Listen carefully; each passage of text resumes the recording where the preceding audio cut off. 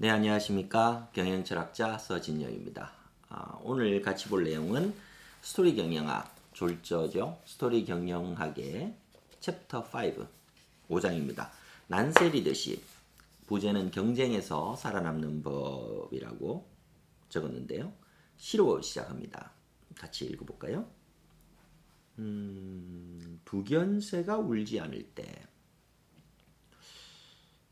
시는 이렇게 시작합니다. 두견새가 한밤내 우려예는 봄밤에 배나무 백꽃이 활짝 피어난대요. 하얀 백꽃을 바라보노라면 시집간 누나가 사뭇 그리워져요. 백꽃같이 하얀 얼굴, 까만 두 눈썹.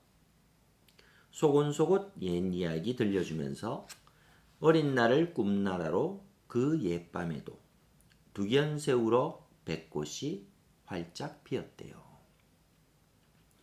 박목월 시인의 시입니다. 봄밤인데요. 봄밤이라는 시. 소쩍소쩍 운다고 해서 소쩍새라고도 불리는 두견새가 이렇게 멋지게 밤새도록 울며 백꽃이 피는 봄날을 노래했습니다. 정말 정겹죠. 예, 시골에 가면 흔히 볼 수 있는 그런 풍경들이 펼쳐집니다. 그런데 이렇게 두견새가 한국에서는 잘 우는 모양인데 일본에서는 잘 안 우는가 봅니다. 하이쿠에 이런 하이쿠가 있어요. 일본의 전국시대에 3명의 지도자가 있는데 오다 노부나가, 도요토미 히데요시, 그리고 도쿠가와 이에야스입니다. 3명은 서로 다르게 두견새를 대합니다. 어떻게 하느냐? 울지 않는 두견새는 죽여야 한다. 오다 노부나가요. 굉장히 강하죠? 도요토미 히데요시는 울지 않는 두견새는 어떻게든 울게 해야 된다. 예.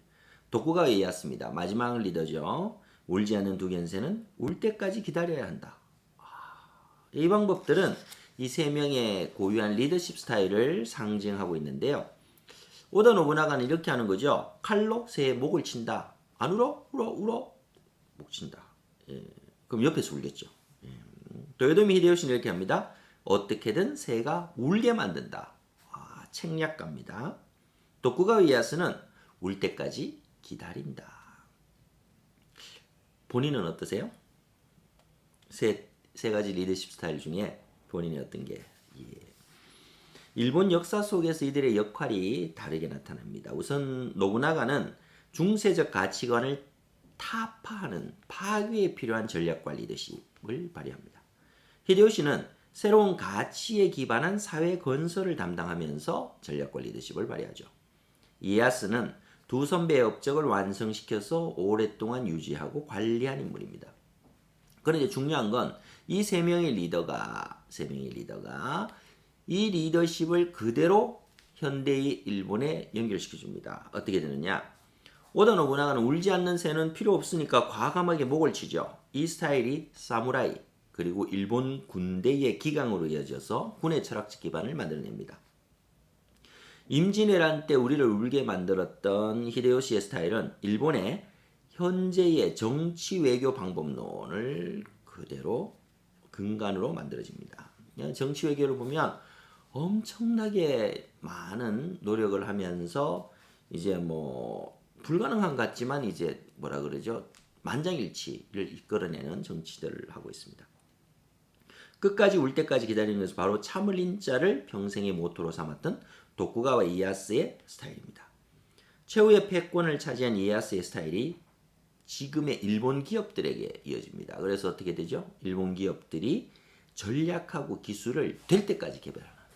어떻게 보면은 이제 이쇼 겐메이라 그러는데 일생현명 모든 걸 걸고서 될 때까지 생명을 걸고서 될 때까지 개발하는 모태가 된 것이 이제 도쿠가와 이에야스의 리더십이라고 합니다. 이렇게 3명의 리더십 스타일이 현대 일본에 이어지고 있는데 각각에 대해서 조금 더 구체적으로 살펴보겠습니다.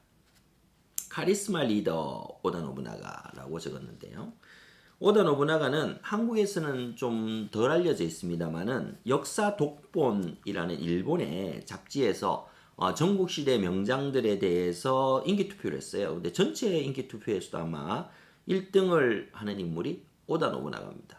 놀랍죠? 예, 2등이 도요토미 히데요시예요. 도쿠가 이에야스가 3등 아닌 도쿠가 이에야스는 5등입니다. 예, 그만큼 오다 노부나가의 인기가 높은데요. 저도 역시 오다 노부나가에 한 표를 던집니다. 오다 노부나가의 인기가 하늘을 찌르는 것은 카리스마 리더십이다라고 보죠. 그래서 도쿠가와가 막부가 사실은 일본을 통일했다고 이야기하지만 95% 이상을 오다 노부나가가 만들어줬다는 거죠. 그래서 오다 노부나가의 어떤 그 결단성이 실질적으로 일본의 통일에 크나큰 기여를 하게 됩니다. 경영자들이 기업 경영에서 어떻게 보면 중요한 문제하고 난관에 부딪힐 때 제일 필요한 것이 이런 결단성입니다. 그래서 오다 노부나가는 이런 결단력을 갖춘 인물로서 이제 우리가 평가할 수가 있습니다. 한마디로 노부나가의 리더십은 카리스마 경영이다. 그는 결단력, 과감한 실행력, 배짱, 뛰어난 두뇌, 그리고 사리사욕 없는 마음, 능력을 존중하고 말보다는 실천하는 자세를 갖춘 지도자 중에 지도자로 평가받고 있습니다. 그는 머릿속에서 결정을 내리면 실행에 옮기는데 한치의 주저함이 없었다. 놀라울 정도로 냉철하고 사람을 위압하는 마력이 있었는데 반면에 지극히 독선적이기도 했다. 이렇게 이제 평가를 받고 있습니다. 하지만 노부나가가 동란에 휩싸인 전국시대 일본에서 탁월한 리더였다고 평가되고 존경받는 이유는 암흑기를 타파하고 백성들을 중세의 긴 터널에서 탈출시켜 밝은 하늘 아래 마음껏 도약할 수 있도록 해주었기 때문입니다. 게다가 일본인들은 노부나가가 낭만과 시인 품성, 자유로움, 개방성을 동시에 갖추고 있기 때문에 더 깊은 친밀감을 느낀다고 합니다. 근데 놀라운 게 또 하나 있는데요. 일본에서 일본 다도가 아주 요즘도 엄격한데 일본 다도를 보급하는 사람이 오다 노부나가입니다. 왜 그랬을까요? 그동안 막 이제 칼로 전쟁을 많이 하다 보니까 자신의 무장들이 너무 동적이고 깊이가 없다는 거죠. 그래서 이를 안정시키기 위해서 차와 차구를 상으로 주면서 이제 차를 마시게 하는 이런 새로운 안온한 정의 세계로 이끌었다라는 표현을 쓰고 있는데요. 그런 것도 역시 오다 노부나가의 특징입니다. 이런 카리스마를 가진 인물이었습니다만 아깝게 49살에 9수에 걸렸나요? 9살이 그 부하인 그 아케치미 시대 실제로 부하이기도 하고 친척이기도 했죠. 반란에 그냥 죽고 납니다. 예, 죽어버리고 맙니다. 천하포부가 무너져 내리죠. 이를 이어받은 사람이 도요토미 히데요시입니다. 도요토미 히데요시는 임진왜란의 원흉이죠. 예, 원래는 기노시다 도쿠지로 어릴 때는 히요시 이름이 굉장히 많아요. 농민의 아들로 태어났습니다. 그래서 굉장히 불우한 어린 시절을 보냅니다. 7살 때 부친이 돌아가시고요. 그리고 어머니가 재가를 하니까 양부스라에서 이렇게 자라게 됩니다. 하지만 무사가 될 것을 결심하며 집을 나오게 되고요. 그리고 오다 노부나가의 종복이 됩니다. 아주 유명한 거는 새벽에 오다 노부나가가 밖에 나갈 때 신발이 따뜻한 거예요. 왜 그럴까 보니까 히데요시가 신발을 품 안에 가지고 있다가 이렇게 나올 때 이렇게 마당에 올려줬다는 그런 이야기들이 있습니다. 전공을 세우기 시작하면서 그러니까 무예가 출중하니까 전공을 세우면서 이제 12만석의 무사가 되었고요. 혼노사의변 오다 노부나가가 이게 잘못되고 나자 이걸 그대로 이어봤습니다. 그래서 조정으로부터 도요토미라는 희성을 하사받아서 이름이 도요토미 히데요시가 되었는데요. 실질적으로는 전 일본의 통일을 만든 완성한 95%를 오다 노부나가가 했다면 마지막 5%를 완성한 인물이 사실 도요토미 히데요시입니다. 하지만 그가 쳐들어온 것이 이제 1952년에 159도 할 말 있냐라고 저는 외우는데 1592년에 조선 침략 임진왜란이죠. 그리고 정유재란을 만듭니다. 예, 좀 슬프죠. 예. 하지만 한국을 괴롭히면 항상 잘못되잖아요. 1598년에 전쟁과 후계자 문제로 병사를 해버립니다. 도요토미 히데요시는 리더십의 특징이 오다 노부나가가 세운 시스템 위에서 자유경제 그리고 근세 일본의 틀을 세운 장본인이다라고 평가받고 있습니다. 토지조사를 통해서 농지 면적, 수확고, 경작자 등을 파악해서 합리적인 세금제도, 경제적으로 굉장히 앞서 있던 인물 중에 하나입니다. 그리고 소농민의 자립 기반을 마련한 것도 역시 오다 노부나가죠. 그래서 합리적인 세금 제도가 결국은 서민들의 경제를 살렸다라고 보고 있고요. 농민은 무기 소유를 금지시켰습니다. 그래서 무기 몰수령을 통해서 세금 징수를 용이하게 했고 시장 활성화, 상업 발전, 농업 생산성의 극대화를 추구한 인물입니다. 그 일본의 정신을 이념적 종교적으로 하나로 만들었다라는 평가도 받고 있고 화폐 통일, 광산을 국유화시키는 것, 직영하는 것 등을 통해서 통일 정권의 어떤 기초를 마련한 사람이 히데요시입니다. 히데요시의 리더십의 특징은 보면은 먹고 난 귤 껍질을 약방에 팔아서 옷을 샀다. 전쟁 시에는 적지에서 쌀을 전부 사들여서 저게 군량미를 뭐 마지막에는 엄청나게 10배, 20배의 돈을 주고서 군량미를 다 매입을 해버려요. 그러니까 어떻게 되느냐? 이렇게 성에 고립되면서 전부 항복해서 그 항복할 수밖에 없는 그런 전략들을 만들어서 굉장히 그 쉽게 전쟁을 이끌어갑니다. 대형 토목공사를 통해서 고용을 창출하는 것도 이제 또 도요토미 히데요시가 했던 전략 중에 하나입니다. 이런 기지와 재치가 노부나가의 눈에 들었었고 이것이 나중에 견박구라고 그러죠. 가장 높은 전국 일본의 전국을 지배하는 견박구의 자리까지 오르게 한 그 인물이 됩니다.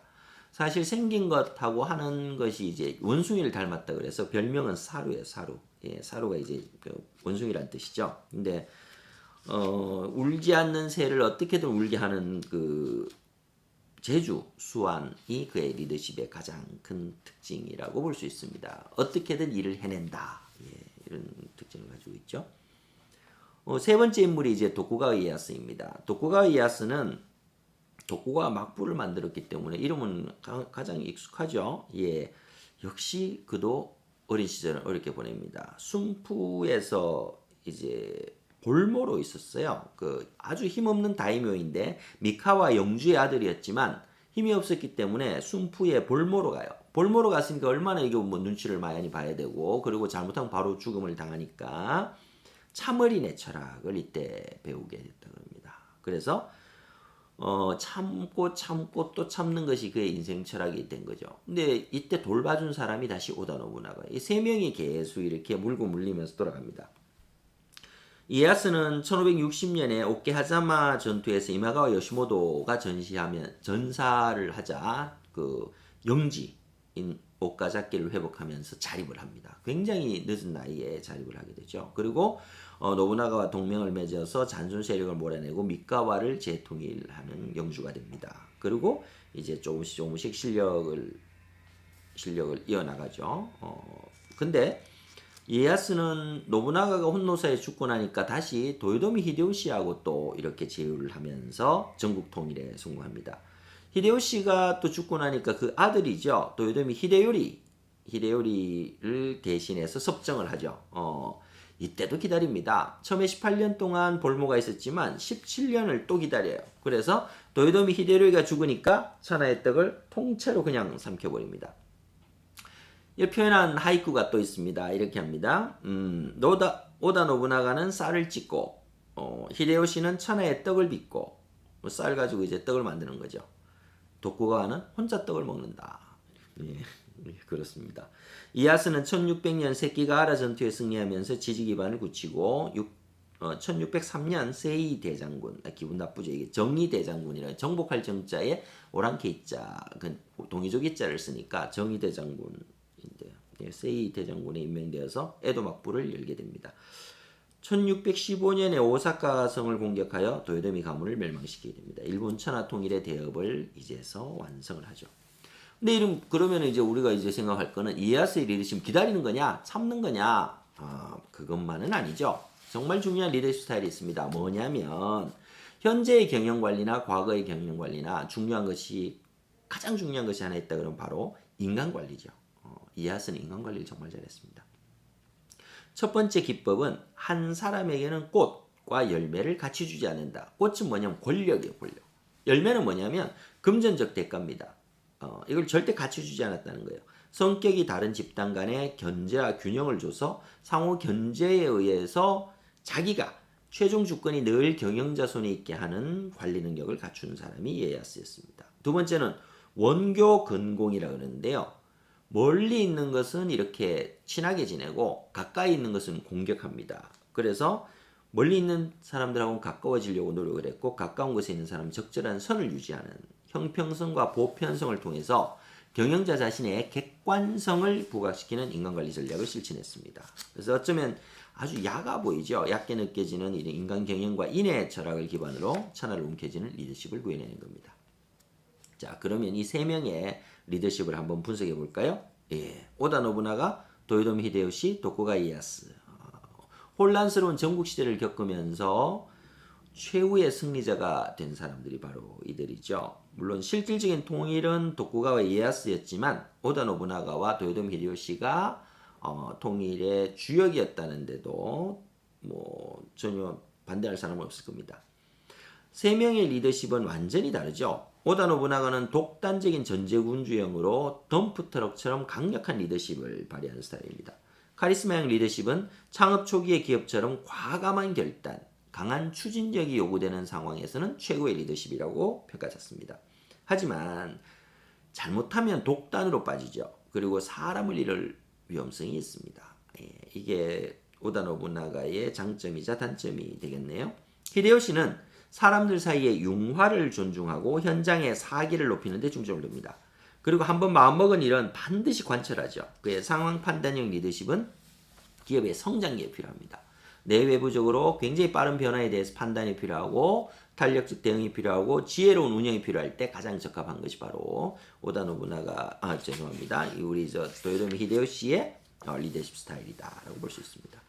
이에야스는 조직의 질서와 체계를 중요시하는 사람입니다. 끈기 있게 구성원의 의식과 능력을 이끌어내면서 교묘하게 통제하는 것이 바로 이에야스 스타일이라고 이야기를 합니다. 그래서 그는 견제와 균형의 원리, 원교 근공의 정책, 인의 철학을 바탕으로 인간관계를 슬기롭게 조정해내는 것이 바로 이에야스입니다.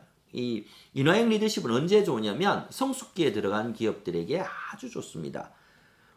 조직 구조적 효율성을 증가시키고요. 안정적인 경영을 하기 위해서 필요하다고 합니다.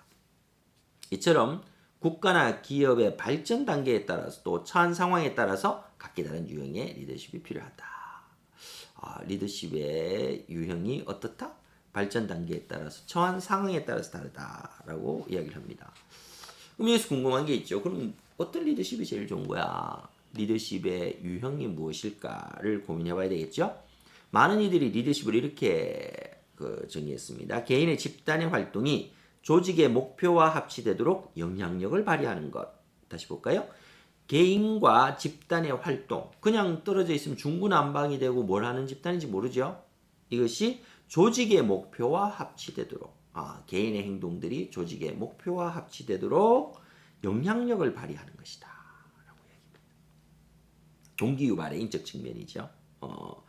그러면 이런 리더십을 발휘할 수 있는 리더는 어디에서 나올까요? 이런 리더십의 근원은 무엇일까요? 세 가지가 있다고 합니다. 하나는 특성추구 이론, 행동 이론, 그리고 마지막으로 상황 이론입니다. 세 가지 볼까요? 특성추구 이론은 리더십 연구 초창기에 나타나는 거예요. 특성이라 그러면 굉장히 용감한 사람이 리더가 될 거야. 아니요, 굉장히 현명한 사람이 리더가 될 거야. 이건 특성을 보는 거예요. 그래서 어떤 특성을 가진 리더가 성공적인가를 규명하고자 시도했고 리더의 기질적 측면에 초점을 맞추어 리더의 자질을 정형화하려는 노력을 했습니다. 개인 현장에서는 적합한 개인적 자질을 가진 리더를 추출하고 노력했지만 일관성 결여가 있고 상황적 변수에 따른 유연성 부족이 있었다. 이게 한계다. 특성추구 이론에.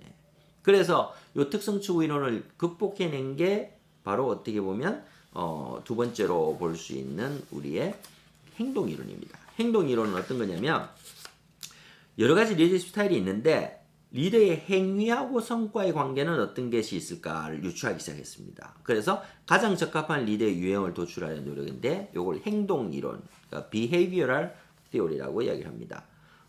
이 역시도 상황적 맥락이 달라지면 리더십 유형이 달라지죠. 그래서 나타난 것이 상황 이론입니다. 상황 이론은 situational theory 또는 contingency theory라고 그러는데요. 이는 어떤 상황에서나 유효한 최선의 리더십 유형은 없다. 지도자의 지도 형태가 구체적인 상황에 가장 잘 부합할 때 리더십이 효과적으로 발휘된다. 어떤 거냐면 상황 이론에서 보면은 위에 세 명이 있죠. 오다나 아니면은 그 도요토미 히데요시나 아니면 도쿠가 이에야스가 서로 판이한 리더십이 완전히 다르지만 그 리더십이 해당 리더십이 가장 적합한 상황을 만날 때 효과가 극대화된다는 거죠. 근데 놀랍게도 현재 미 육군에서 사용 중인 리더십 교육 자료가 이런 상황 이론을 기반으로 해서 작성되어 있습니다. 한번 볼까요? 미 육군 교재에는 리더십을 다음과 같이 정의합니다. 리더십은 임무를 달성하기 위해 뭘 달성하기 위해 임무를 달성하기 위해 미션, 목표와 방향, 방법 그리고 동기를 부여하여 타인에게 영향을 미치는 과정이다. 다시 볼까요? 임무가 있습니다. 이걸 달성하기 위해서 우리가 목표점도 잡아야 되고 방향성도 잡아야 되고 방법도 개발해야 되고 그리고 동기를 부여해야 되겠죠. 그렇게 해서 이렇게 할 수 있도록 타인에게 영향을 미치는 것이 리더십이다라고 보고 있습니다. 리더십은 첫째는 리더 자신, 둘째는 하급자, 셋째는 특정한 상황, 네 번째는 해당 상황 하에 리더와 하급자 간의 의사소통 이 네 가지로 이루어진다. 다시 보겠습니다. 리더는 자신의 역량, 자신의 능력을 명확하게 파악할 수 있어요. 자기의 특성도 명확하게 파악하고 있어야 됩니다. 그리고 이에 더해서 하급자, 나의 지시를 받는 하급자가 어떤 특성이 있는지 역량이 있는지를 파악을 해야 됩니다. 그래야지만이 적절하게 뭘 할 수 있죠? 명령을 내릴 수 있다고 보는 겁니다. 그리고 세 번째는 상황에 따라서 상황이 굉장히 위급할 때는 직접 지시를 하는 게 낫겠죠?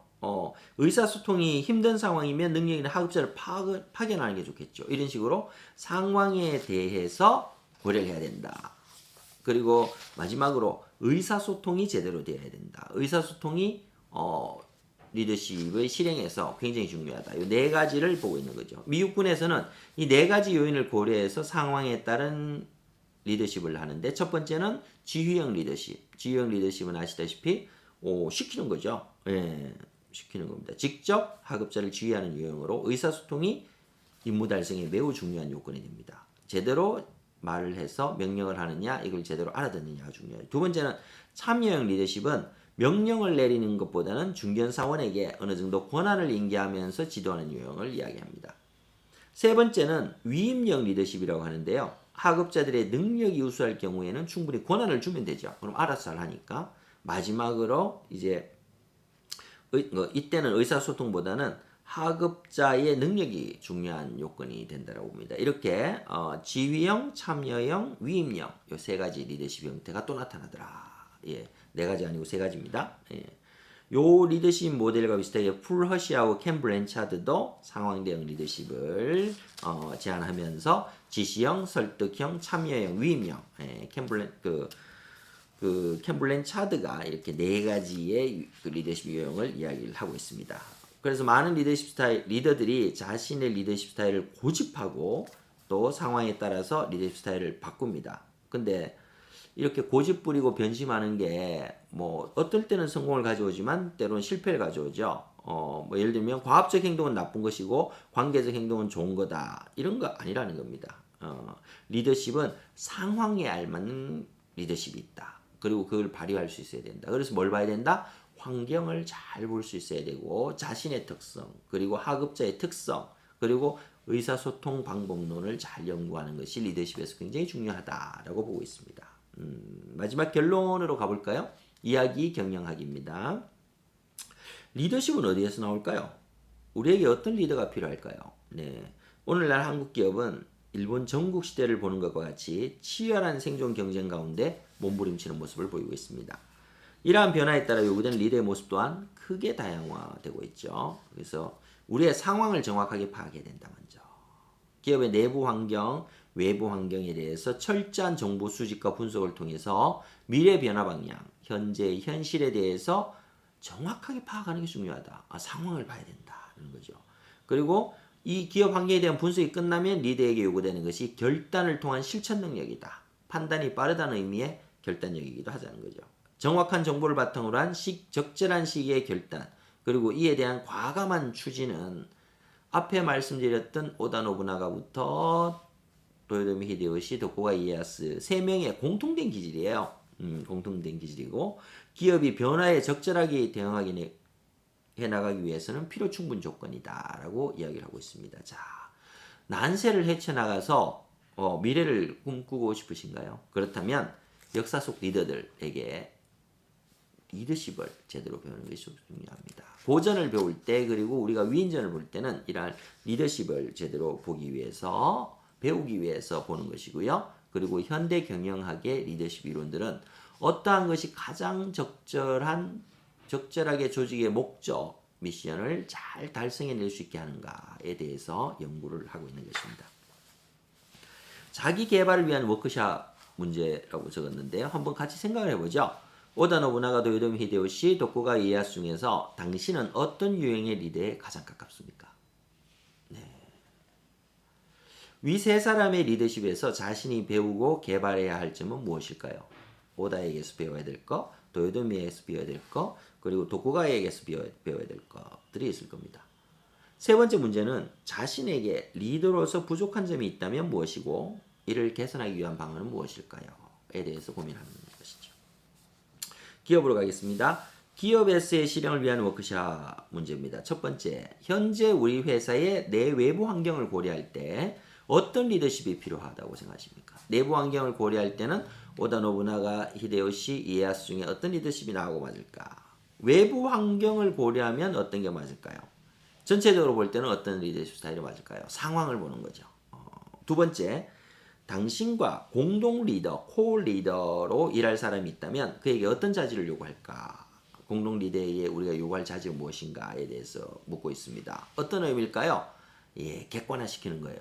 나하고 같이 일할 사람이 이런 역량을 가지고 있으면 좋겠다라고 하면 어쩌면 그 역량이 지금 우리 조직에 필요한 역량일 수 있습니다. 그래서 같이 한번 고민하는 것들이 이런 부분이 아닐까라고 생각을 합니다.